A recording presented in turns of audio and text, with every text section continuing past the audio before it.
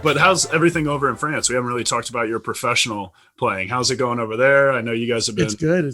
It's good. The French league's really good. And it's really good because it's really balanced. So last year was they said it was the most balanced that it's ever been. We would lose a game and go from like go from like 5th to 9th. So it was like a 3-point difference from 5 to 9. Right now we're in 8th. We have 4 games left and 8 people make it to the playoffs. So it's going to be like come down to the wire. We have a team kind of right on our heels. Mm-hmm. 1 game back. Actually, we have two teams right on our heels. So we're just trying to hold on to that and see if we can cause a ruckus in the playoffs. Just like piss people off. You know, I like to be that team too. Like where you're just like you're thinking like, oh, if we could get a win, that'd be sick. Instead, like of being the team where it's like, oh, like we really need to beat these guys, like that kind of mindset. So, yeah, hopefully we'll get in there and like go in with a free attitude and see if we can mess some stuff up. We won the French Cup because that's awesome, man. We won the French Cup without even playing because the semis got canceled. So we made it to the semis, but the semis got canceled because the team got coronavirus. But because you couldn't reschedule it because it was like a set event. So we're like sick. We're in the finals. Like we have to win 1 game and we're in. And then the other team was like, like we don't know if we want to play. We're like, yeah, you shouldn't play. You shouldn't play. Like, and so they forfeited and we won. Dang. And we just got the cup and we just got the medals and we were going crazy. It was hilarious. What a path to a medal. Oh yeah, dude, what a path. So some guys on the team are fighting for the bonuses because they're like, you guys didn't even play. And they're like, yeah, but we have the medal. Like we're the champions. So yeah, that's so fun. So that's gonna be a heated argument. I don't know how that's gonna go. Yeah, that's been my season. COVID, man, it's definitely throwing a wrench into everything and everybody's lives. No doubt.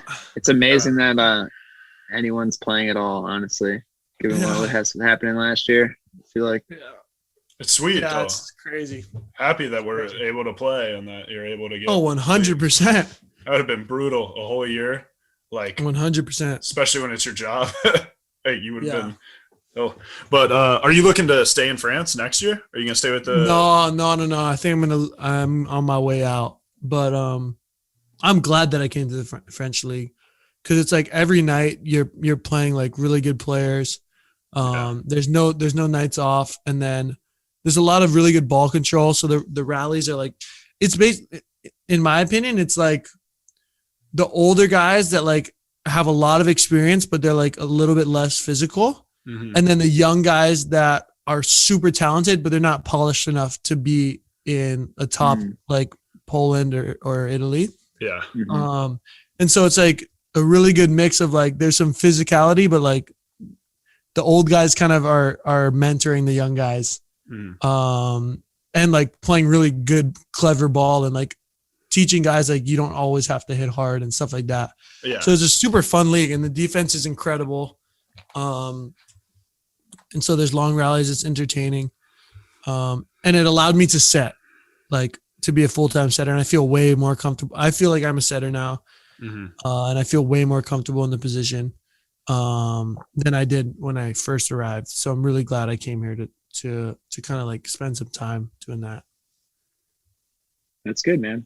Yeah. Yeah. It's, I just feel like when you make the switch to pro, it does become so much more of like this your individual stuff versus like team. Yeah.